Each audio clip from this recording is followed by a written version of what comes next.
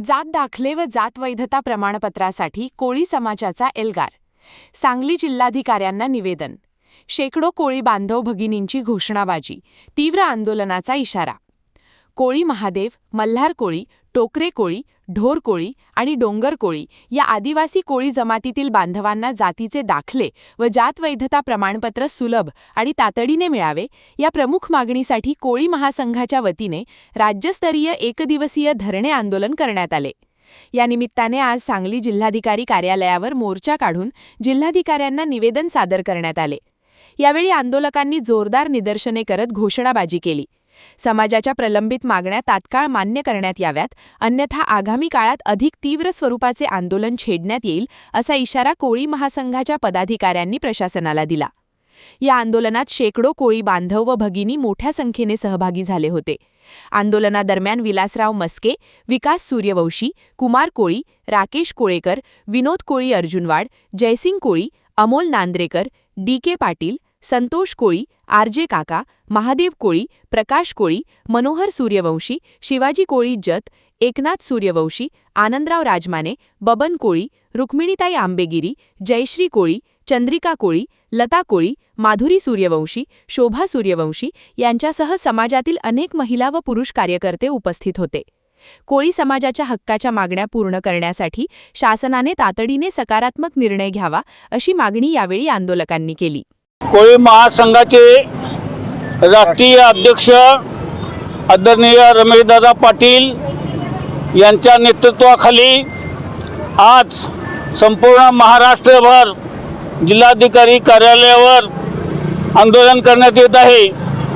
या आंदोलनामध्ये समाजाच्या दोनच मागण्या प्रमुख आहेत. एक म्हणजे कोळी समाजाला अनुसूचित जमातीचा दाखला सुलभ रीतीने मिळाला पाहिजे आणि मिळालेल्या दाखल्याची वैधता ही सुद्धा सुलभ रीतीने झाली पाहिजे. यासाठी गेली अनेक वर्षे आमचे दादाजी 15 वर्षे झाली प्रयत्न करतात.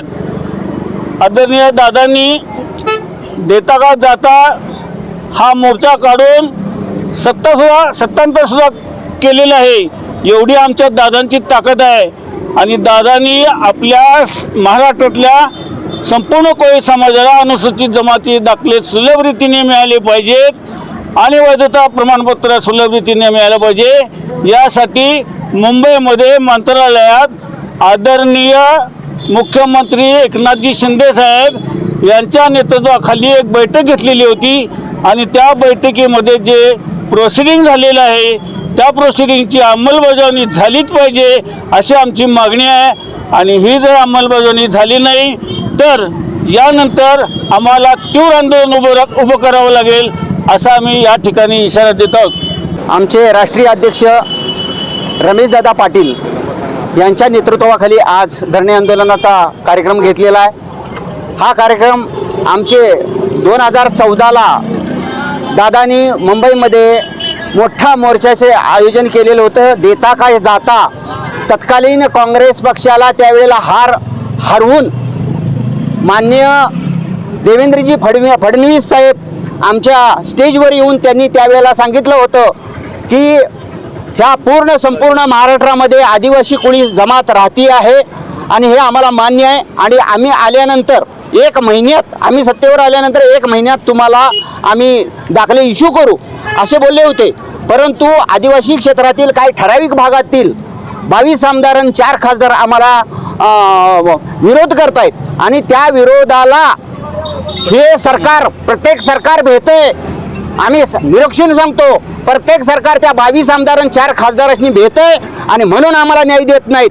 आम्ही आहे या सरकारला फडणवीस साहेबांना आता ह्या आंदोलनाच्या माध्यमातून हे सांगू इच्छितो की आम्ही पूर्ण पश्चिम महाराष्ट्र तुमच्या पक्षाच्या पाठीशी राहू, पण आम्हाला तुम्ही न्याय दिला तर नाही.